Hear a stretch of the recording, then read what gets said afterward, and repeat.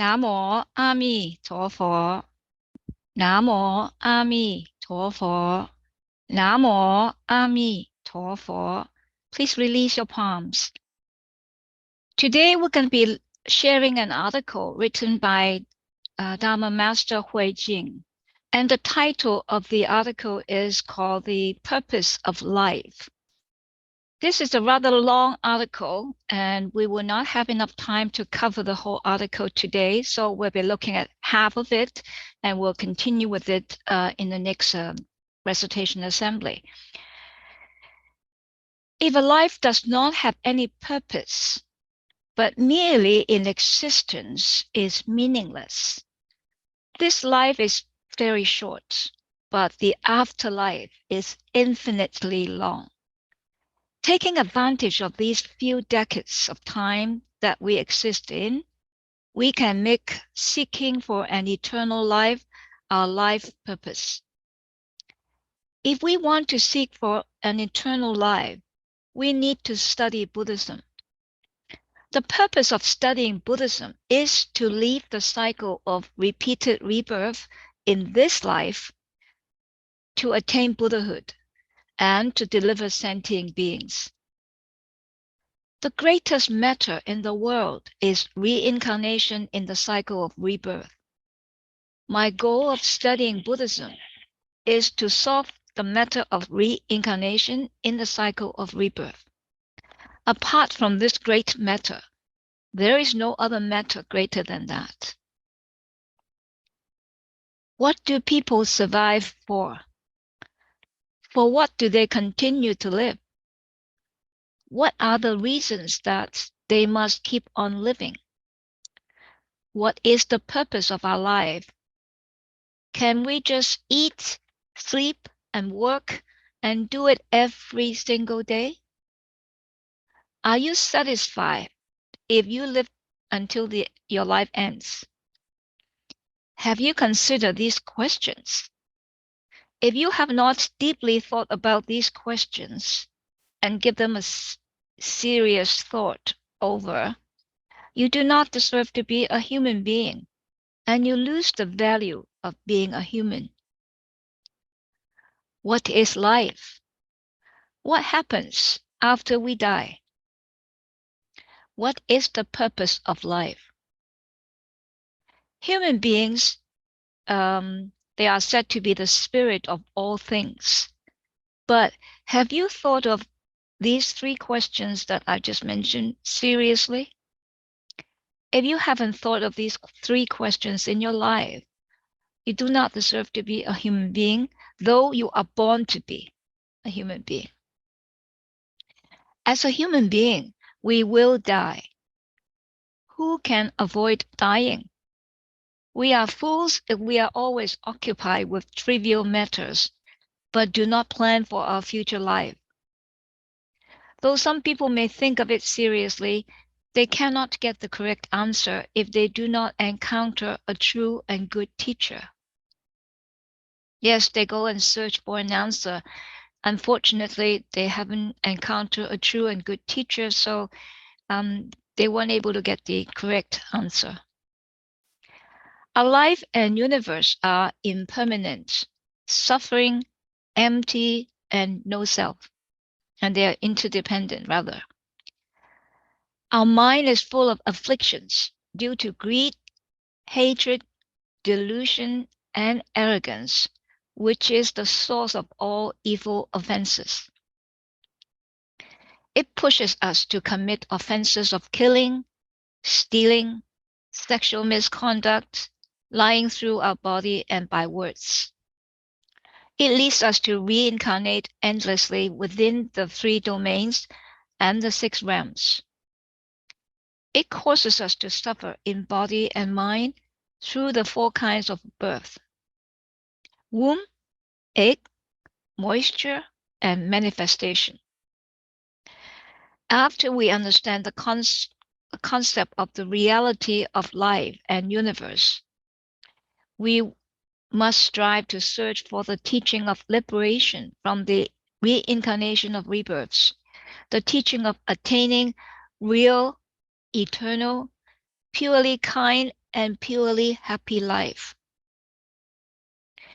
If a person really knows the existence of good and evil retributions, reincarnation within the six realms, the punishments in hells, and the unceasing sufferings that can't be described in words, he will certainly be cautiously alert from the bottom of his heart. He will also try his best to do good deeds and refrain from any evil deeds. Moreover, he will seek for a good advisor and find a way to liberate himself in this present life without further delay until future lives. Enjoying high position and great wealth for the whole life, but not knowing the highest and ultimate goal of life, will such a person be happy? No, unless he understands the goal of life, the true and absolute destination of life, and also masters the means to reach the goal. Otherwise, he will not have the mood to enjoy his wealth and rank. Even though a person does not have high position and great wealth, and just sleeps underneath the flyover, he will still be contented if he has found the true goal of life and mastered the means to reach the goal. So in terms of meaning of life, the goal and means are very important. Just having the goals and not having the means to reach the goal, is pure talk, right? So the goal and means are very important in terms of meaning of life. A person who is not certain about afterlife will unavoidably have latent anxiety and worry in the bottom of his mind, even though he has a long life and is rich and happy. If indescribable anxiety, distress, solitude, and loneliness exist in mind, a person will not have any companion of his spirit, although he may have one of his fleshy body. He may have a companion for now, but not in the future. Thus, there is no real companion, no real relatives in our life. Our life is to be born alone and die alone, to come alone and go alone. It is solitary and lonely at the beginning and at the end. There is an ancient saying that goes like this: it is stupid to work biasly on matters of the present life and not to deliberate on the afterlife. Afterlife is a great matter in our life. Afterlife means life after death. Those who carry the 5 precepts into practice will become human beings, and those who perform the 10 virtuous deeds will become heavenly beings. If you are lacking in those precepts and virtues, you will certainly fall into hells. The purpose of life is to resolve this great matter of afterlife, to prevent us from falling into hells. In the Nirvana Sutra, the Buddha describes the difficulty about having a human body and says, to acquire a body in human form is like a pile of soil on my palms, but to lose the human body is like the soil on earth. So we know the chance is very small. Within 100 years, the 6 billion people on earth will eventually all die and will certainly be reincarnated after death. But most of them are quite likely to fall into the 3 wretched realms. Hence, the goal of life, shared among a great many people in the past and present, is emancipation from the reincarnation of birth and death, so as to avoid the great jeopardy of falling into the 3 wretched realms. The external 5 desires are not the standards on which the value of Buddhism is based, but the internal awareness of the great matter of birth and death, and of the knowing of the matter of Amitabha's deliverance are. If we cannot be liberated from the 6 realms, we will certainly fall into the 3 wretched realms. Living in this world, we can make compromise on anything except the great matter of birth and death. During the late Ming Dynasty, there was a great monk named Master Jibao, who said, apart from the really great matter of birth and death, all other matters can be discussed and negotiated. In other words, we must take the great matter of liberation from birth and death as the top priority in the study of Buddhism. All other matters can be handled later on. If these other matters hinder our liberation, we should cast them aside at once. If these matters facilitate our liberation from birth and death, we should study and practice them. In the mundane world, most people feel that they have not lived in vain if they are successful in their career with fame and wealth, highly educated and knowledgeable, or graduated with diploma from famous institutions. The value of life is entirely measured in terms of extrinsic wealth, knowledge, and power associated with the status. Viewing from the perspective of Buddhism, it is very different. What the Buddhist teaching sees are mostly different and fundamentally different from ordinary people. For instance, what the ordinary people regarded as permanence, happiness, self, and purity are sharply different from the Buddhist teaching that views them as impermanence, suffering, no self, and impurity. With reference to the standard of Buddhist teachings, if a person understands this great matter of birth and death, and simultaneously realizes the easy path that enables us to be reborn in the land of bliss comfortably, aspire to be reborn in the land of bliss, and exclusively recite Amitabha's name, he is regarded as a person with great wisdom. I would like to repeat this particular phrase. With reference to the standard of Buddhist teachings, if a person understands this great matter of birth and death, and simultaneously realizes the easy path that enables us to be reborn in the land of bliss comfortably, aspire to be reborn in the land of bliss, and exclusively recite Amitabha's name, he is regarded as a person with great wisdom. On the other hand, if a person does not understand the great matter of birth and death, and does not know about aspiration for rebirth in the Pure Land, so as to resolve the issue of reincarnations and to pursue the eternal and authentic life, he is regarded as a stupid and pitiful person from the perspective of Buddhism, although he may be very knowledgeable, high in societal position, and wealthy in the world. If a person does not know there is a great matter of birth and death that he has to solve, his fate is almost identical to a dog or a cat, born alike, die alike, and reincarnate alike.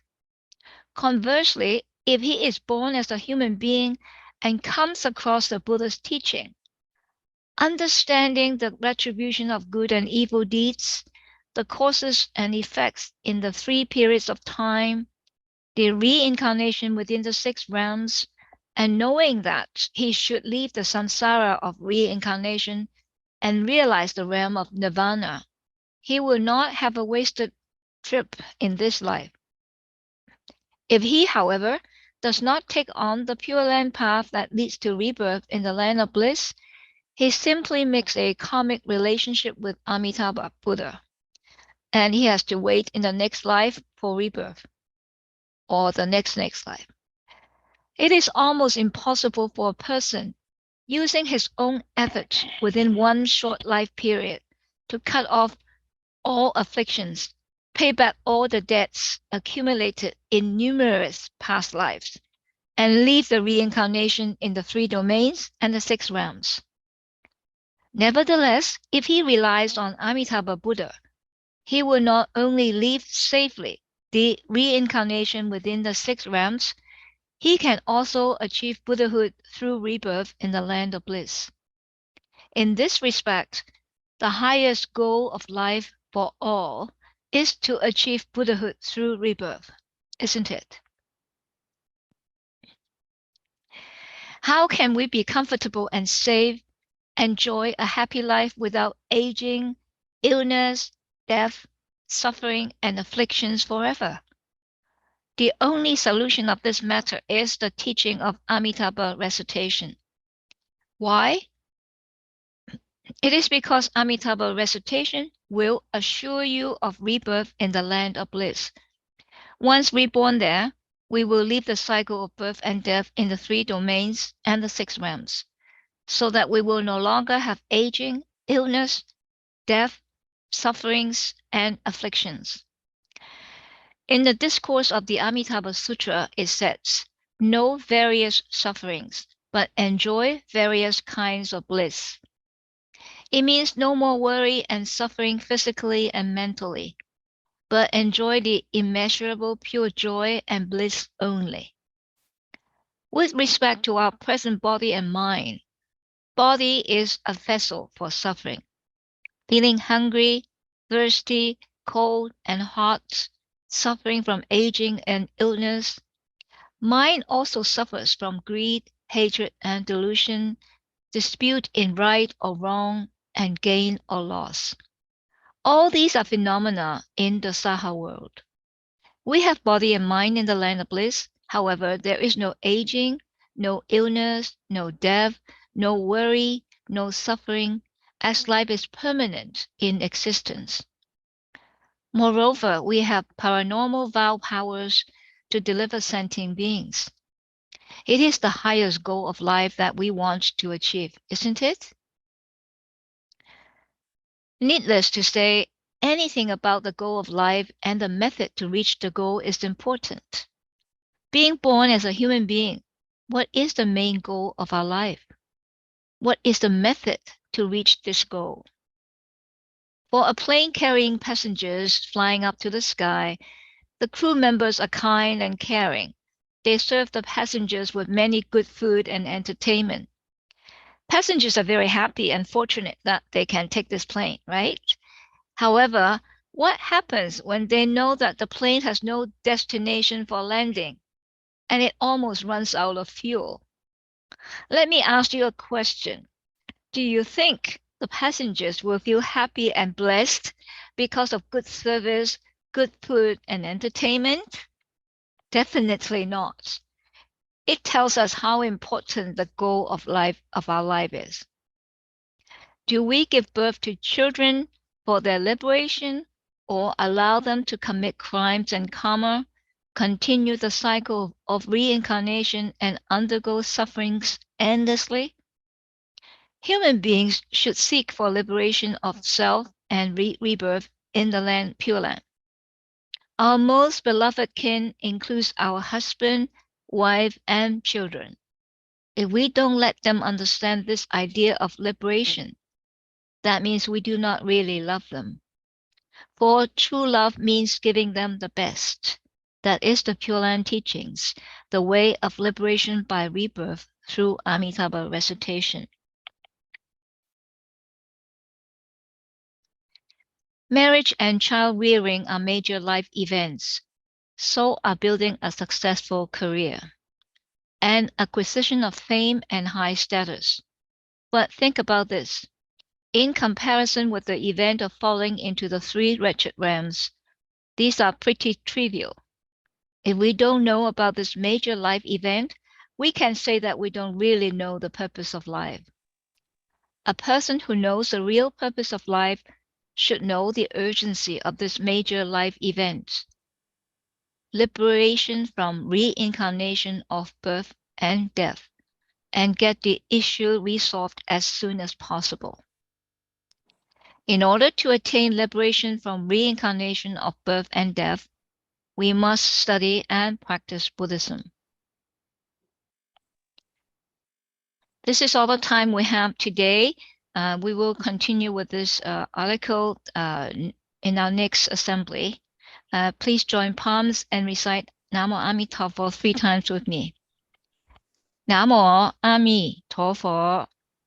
Namo Amitabha. Namo Amitabha. Please release your palms. We will now continue our recitation.